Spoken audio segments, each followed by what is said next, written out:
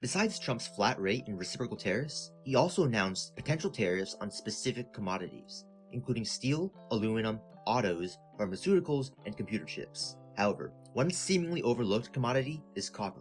In this video, I'll detail exactly why I think copper tariffs are indeed in store and what positions to take to profit off of this. To begin with, Trump literally said he imposed copper tariffs. While not reported on greatly in the news, in a single sentence during his March 6th congressional speech, it seems that he accidentally announced 25% tariffs on foreign aluminum, copper, lumber, and steel.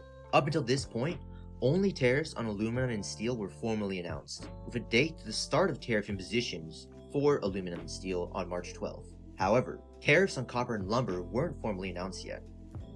Additionally, Trump's Commerce Secretary Lutnick recently added in a response to a reporter that Trump would add copper to the list of commodities to receive additional tariffs. I say additional tariffs because it seems that they would be on top of any other tariffs, just like the current steel and aluminum tariffs, meaning that Canada and Mexico would receive copper tariffs of 50%, added onto the 25% base flat fee tariff, and China 45%, added onto the 20% base flat fee tariff, effectively acting as a trade embargo.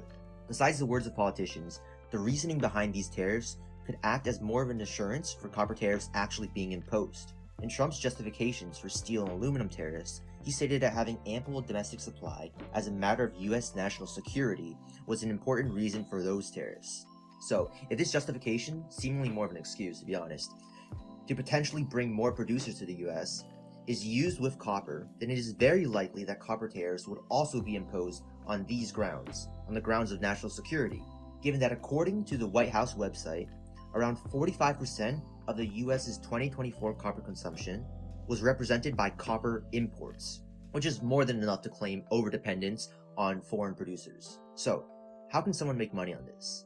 Well, while there are multiple copper producers listed on US exchanges, many, if not most, only operate outside of the US, meaning that only exports to the US from these companies will be affected by these tariffs, and the rest of their production and exports and supply lines won't be affected by this. So, in my opinion, the only copper producer that has a large enough presence in the US to actually benefit from these copper tariffs is FCX, or Freeport-McMoRan.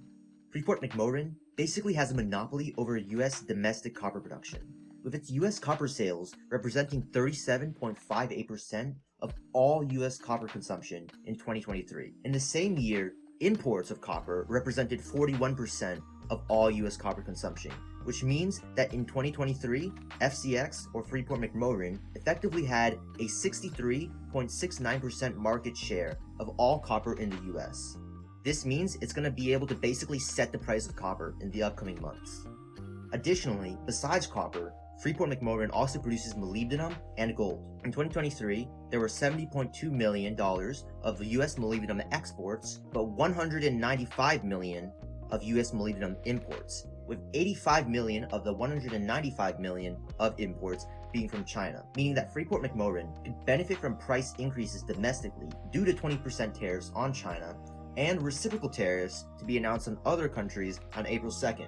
Besides copper and molybdenum, FCX also produces gold, and gold has seen its price skyrocket over the past few weeks, as it's seen as a hedge against both inflation and, ironically, Trump tariffs themselves, with people trying to get out of the stock market and invest into something more secure.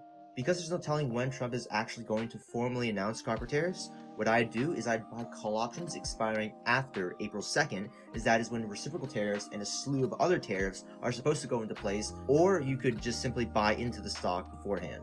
But I would try to buy in as soon as possible, simply because Trump could announce copper tariffs tomorrow. But that's all for this video.